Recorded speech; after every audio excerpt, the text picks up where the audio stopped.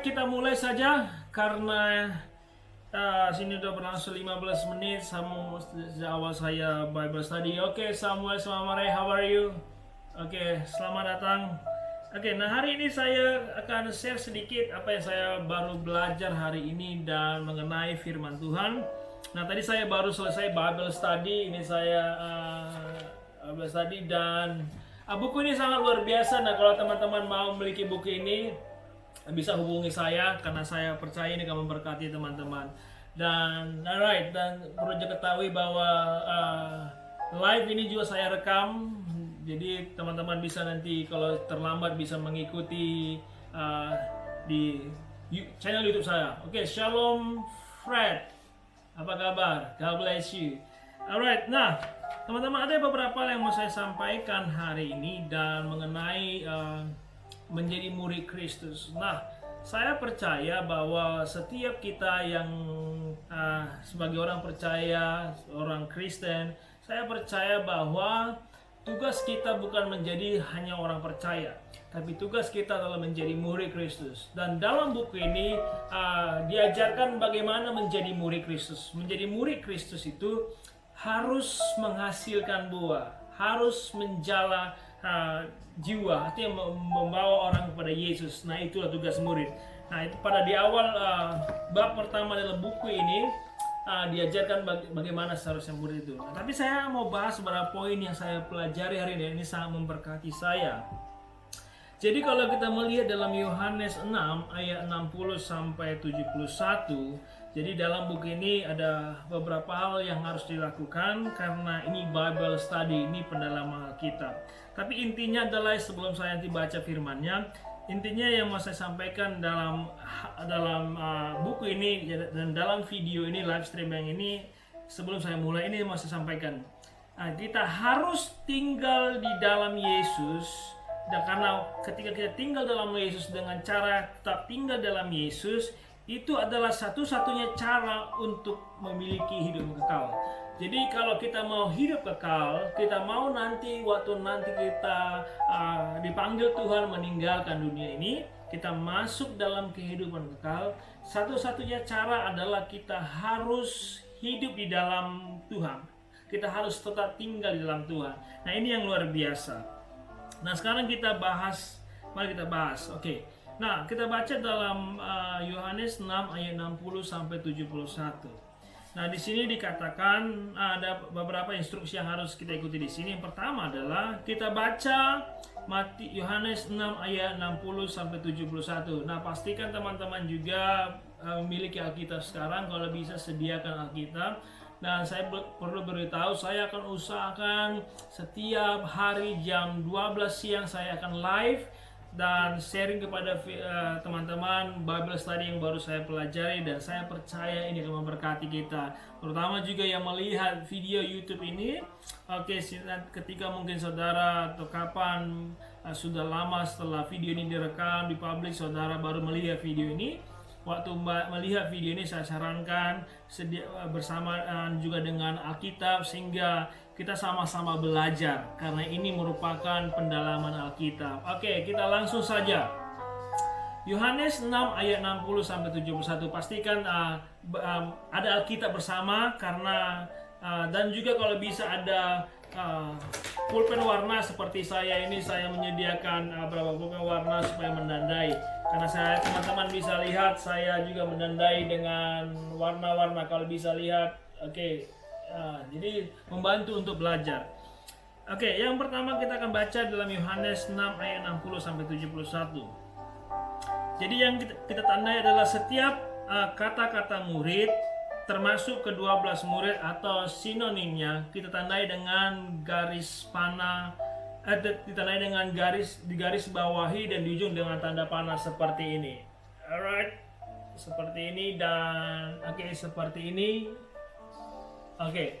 Nah, jadi ditandai seperti itu. Kemudian tandai Yesus, beri huruf P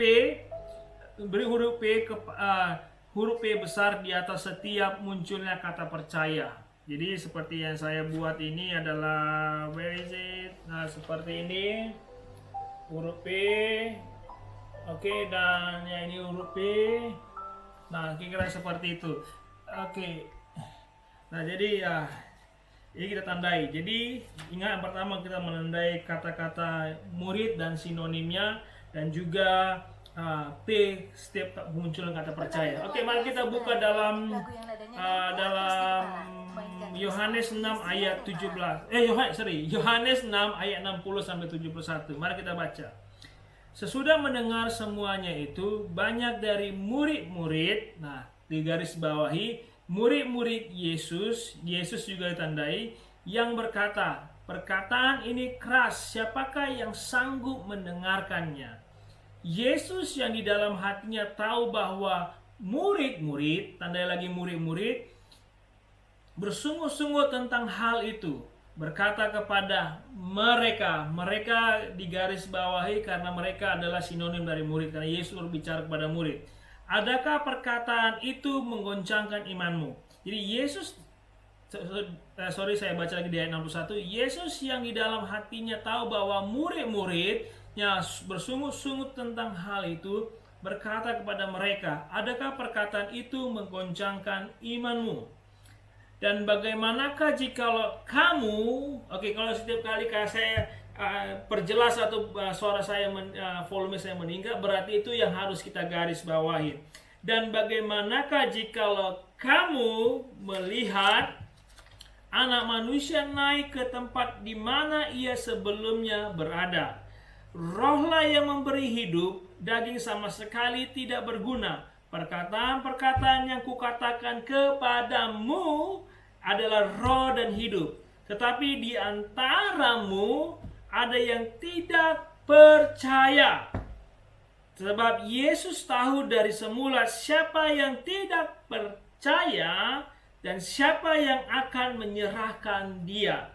Lalu ia berkata, sebab itu telah kukatakan kepadamu, tidak ada seorang pun yang dapat datang kepadaku kalau Bapa tidak mengaruniakannya kepadanya. Mulai dari waktu itu banyak murid-murid. Nah, murid-murid tanda berarti yang murid-muridnya mengundurkan diri dan tidak lagi mengikut dia. Maka kata Yesus kepada ke-12 muridnya, apakah yang kamu, saudari, ke-12 muridnya itu juga digaris bawahi. Dan kemudian, apakah kamu tidak mau pergi juga? Nah, yang tadi di ayat 67. Sekarang 68. Jawab Simon Petrus. Simon Petrus murid juga digaris bawahi.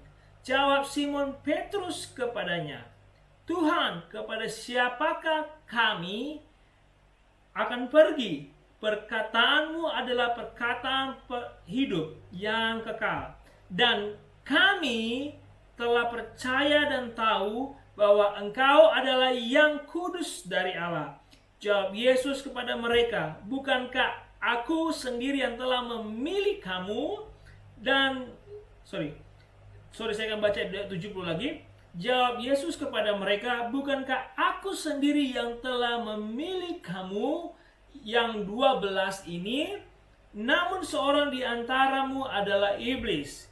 Yang dimaksudkannya ialah Yudas, anak Simon Iskariot, sebab dialah yang akan menyerahkan Yesus. Dia seorang di antara ke-12 murid itu. Dan maka katanya kepada orang-orang Yahudi yang percaya, ingat percaya kepadanya, jikalau kamu tetap dalam firman-Ku, kamu benar-benar adalah murid-Ku. Jadi ini pesan Yesus mengenai murid Yesus. Dan kita sekarang mau menjawab beberapa pertanyaan dalam buku ini. Yang pertama adalah apa suasana dalam ayat 60 sampai 61 dan mengapa? Suasana pada sini adalah sebagian murid itu meninggalkan Yesus karena perkataan Yesus pada saat ini sangat keras. Jadi murid-murid banyak meninggalkan dia. Kemudian salah satu dari pertanyaan kedua, telusuri teks ayat demi ayat dan bahas apa yang Anda pelajari di setiap murid tentang para murid. Apa masalah dalam ayat 64? Nah, kalau kita melihat di ayat 64 bahwa salah satu dari murid Yesus yang 12 itu akan mengkhianatinya. Jadi dalam teks ini di ayat 64, masalah yang ada di situ adalah salah satu dari murid Yesus yang dari 12 itu akan mengkhianati dia. Nah, oke, kita lanjut. Pertanyaan yang ketiga. Apa yang Anda pelajari tentang kata-kata Yesus dalam ayat 63? Menurut perikop ini, bagaimana beberapa murid Yesus menanggapi apa yang dia katakan? Jika Anda melewatkan kata-kata Yesus, jangan percaya apa yang Anda lewatkan. Nah, kalau kata-kata Yesus dan kata jangan percaya, apa yang kita pelajari di sini? Oke, kita akan lihat. Yang pertama adalah apa yang Anda pelajari tentang kata-kata Yesus dalam ayat 63. Nah, di ayat 63 kita melihat bahwa kita akan baca, rohlah yang memberi hidup, daging sama sekali tidak berguna. Perkataan-perkataan yang kukatakan kepadamu adalah roh dan hidup. Jadi yang kita pelajari tentang Yesus, tentang kata-kata Yesus di sini adalah bahwa kata-kata Yesus, perkataan-perkataan yang kukatakan, yang Yesus katakan kepadamu, pada murid-muridnya, adalah roh dan hidup. Jadi perkataan Yesus itu adalah roh dan hidup. Dan kemudian pertanyaan berikutnya, menurut perikop ini, bagaimana beberapa murid Yesus menanggapi apa yang dia katakan? Nah, yang murid-murid Yesus, tanggapan murid-murid Yesus adalah beberapa murid Yesus itu meninggalkan dia. Dan kita melihat di sini di ayat tadi.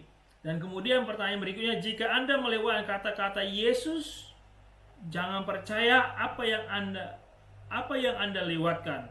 Oke, jadi ya waktu kita melihat kata Yesus di sini bahwa ya Yesus, perkataan Yesus adalah di ayat 63 tadi katakan rohlah yang memberi hidup. Artinya perkataan Yesus atau roh Allah, perkataan dan firman dari Yesus, perkataan Yesus adalah yang memberi hidup. Oke, kita lanjut di pertanyaan berikutnya.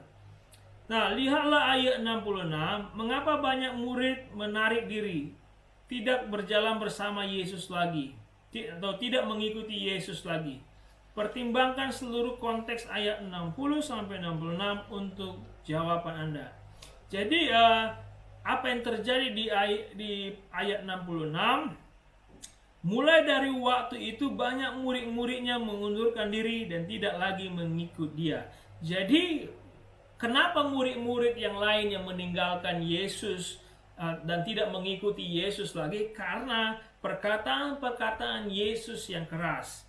Nah, kalau kita melihat di ayat sebelumnya, dari ayat 23 sampai 64-65, perkataan Yesus sangat keras itu yang mengakibatkan murid-murid Yesus meninggalkan dia.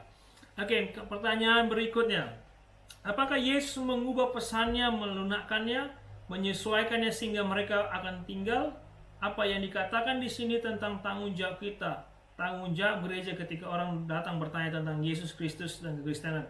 Jadi pertanyaan begini, apakah waktu Yesus menyampaikan ini, Yesus mengubah caranya dengan atau menyesuaikannya sehingga orang tetap mengikuti Yesus? Jadi Yesus tidak berusaha untuk melembutkan perkataannya atau melunakkan atau menurunkan standar firman-Nya, tapi dia mengatakan sejujurnya, kalau mau menjadi murid Kristus, kita harus tetap tinggal. Di ayat 60, di ayat 64. Tetapi di antaramu tidak ada, di ayat 60. Sesudah mendengar semua itu, banyak dari murid-murid Yesus yang berkata, perkataan ini keras, siapakah yang sanggup mendengarkannya? Jadi murid-murid Yesus meninggalkan Yesus karena perkataan Yesus yang keras. Nah, jadi Yesus tidak mencoba untuk bahasanya diperhalus, diperlembut. Dan Yesus berterus terang. Nah, ini kita sebagai orang Kristen dan sebagai orang percaya, khususnya gereja, kita harus tetap pada standar kebenaran Tuhan. Kita harus tetap berdiri di atas kebenaran Tuhan. Kita tidak kompromi dengan kebenaran firman Tuhan. Oke, lanjut kita pertanyaan berikutnya. Bagaimana dengan ke-12 murid? Apa yang kamu pelajari tentang mereka? Nah, tadi kita melihat bahwa murid-murid Yesus di ayat 68 dikatakan seperti ini. Jawab Simon Petrus kepadanya, Tuhan, kepada siapakah kami akan pergi? Perkataanmu adalah perkataan hidup kekal. Jadi ke-12 murid itu tetap tinggal bersama dengan Yesus, tetap tinggal bersama dengan Yesus. Bahkan mereka mengatakan bahwa perkataan-perkataan Yesus itulah perkataan hidup.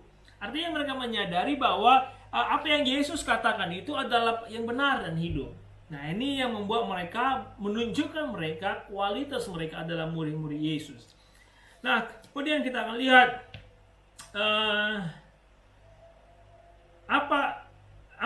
pertanyaan berikutnya, apa ini memberitahu Anda tentang pentingnya firman Tuhan, nilai dan kekuatan? Ya. Jadi ini firman Tuhan itu sangat penting dan nilainya sangat berharga, tidak bisa dikompromikan. Dan kekuatan firman Tuhan itu seperti tadi katakan, seperti apa yang dijawab Petrus adalah bahwa firman Tuhan itu, perkataan-perkataan Tuhan itu adalah hidup dan kekal. Dan ini luar biasa, makanya saya sering mendorong di gereja melalui khotbah saya untuk selalu merenungkan firman Tuhan siang dan malam dan hidup dalam firman Tuhan. Ini luar biasa. Dan kemudian lihat pertanyaan berikutnya, jika seorang bertanya kepada Anda, apakah mungkin untuk menyebut diri Anda seorang murid Yesus Kristus dan tidak benar mengikuti sejatinya? Oke, pertanyaan begini.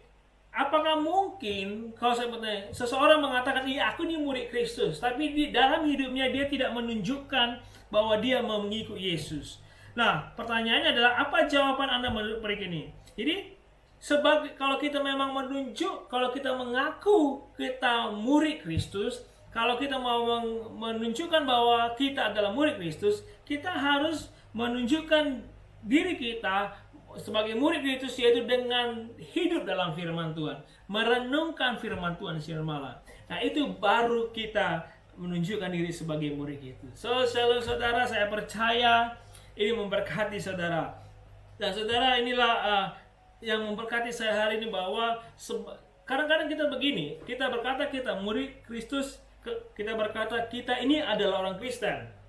Kita mengatakan kalau saya orang Kristen, berarti saya murid Kristus. Belum tentu. Jadi kalau kita benar menjadi murid Kristus, kita harus hidup dalam firman Tuhan. Karena di ayat terakhir dikatakan di Yohanes Yohanes 6 ayat 60 sampai 71, dan dikatakan yang dimaksudnya adalah Yudas anak Simon Iskariot dan saya akan baca di Yohanes 8 ayat 31.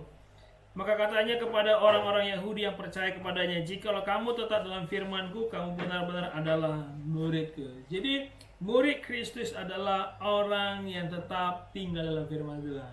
Oke, terima kasih teman-teman sudah melihat live streaming ini, dan saya percaya dan berdoa teman-teman akan diberkati. Nah, besok saya akan juga bahas kelanjutan dari Bible study ini, Indoctrine Bible Study di jam 12 siang. Saya percaya teman-teman akan diberkati. God bless you.